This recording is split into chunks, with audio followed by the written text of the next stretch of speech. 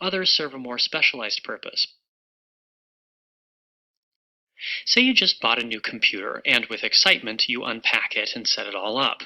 The first thing you want to do is print out some photographs of the last family party, so it's time to head back to the store to buy a printer. A printer is known as a peripheral device. A computer peripheral is a device that is connected to a computer but is not part of the core computer architecture. The core elements of a computer are the central processing unit, power supply, motherboard, and the computer case that contains those three components. Technically speaking, everything else is considered a peripheral device. However, this is a somewhat narrow view, since various other elements are required for a computer to actually function, such as a hard drive and random access memory, or RAM.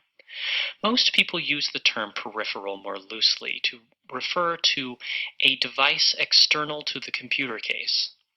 You connect the device to the computer to expand the functionality of the system. For example, consider a printer. Once the printer is connected to a computer, you can print out documents. Another way to look at peripheral devices is that they are dependent on the computer system. For example, most printers can't do much on their own, and they only become functional when connected to the computer system. There are many different peripheral devices, but they fall into three general categories: input devices, such as a mouse and a keyboard; output devices, such as a monitor and a printer; and storage devices, such as a hard drive or flash drive. Some devices fall into more than one category. Consider a CD-ROM drive. You can use it to read data or music, input, and you can use it to write data to a CD, output. Peripheral devices can be external or internal. For example, a printer is an external device that you connect using a cable, while an optical disk drive is typically located inside the computer case. Internal peripheral devices are also referred to as integrated peripherals. When most people refer to peripherals, they typically mean external ones. The concept of what exactly is peripheral is therefore somewhat fluid. For a desktop computer, a keyboard and a monitor are considered peripherals.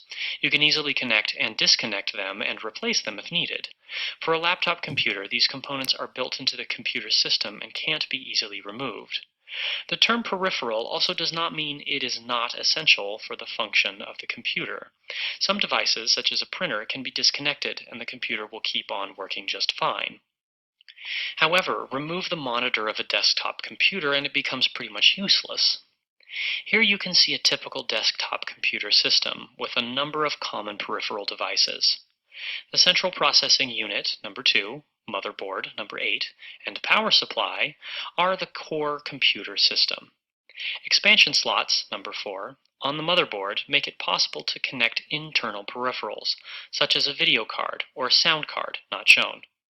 Other internal peripherals shown are a hard disk drive, number 7, and an optical disk drive, number 6. External input peripherals are a scanner, number 1, display monitor, number 10, keyboard, number 13, and mouse, number 14. External output peripherals are a set of speakers, number 9, and a printer, number 16. Note that labels 11 and 12 in the figure refer to software and are not peripherals. There are many other examples of peripherals, such as a microphone, web camera, headphones, external hard drive, and flash drive. Most computer users have at least several of these peripheral devices. Internal peripherals are directly connected to the motherboard, using one of the different types of slots on the motherboard. External devices can be connected using a wired connection or a wireless connection. As the name suggests, a wired connection uses a cable that needs to be plugged into the computer using a connector. The most widely used connector is a universal serial bus, or USB connection. But several other types are used, depending on the specific computer system and the type of peripheral. A wireless connection does not require a cable. The most widely used wireless connections are Bluetooth and Wi-Fi. Bluetooth is good for very short distances, so peripherals such as wireless mouse and keyboard typically use a Bluetooth connection. Wi-Fi is good for longer distances. If you have set up a wireless network in your home or office, you may be able to print wirelessly to a printer if it is also connected to the network. Computer peripherals expand the functionality of your computer. Some are essential for the computer to properly function, such as a monitor and a keyboard. Others serve a more specialized purpose, but allow you to do a lot more with your computer.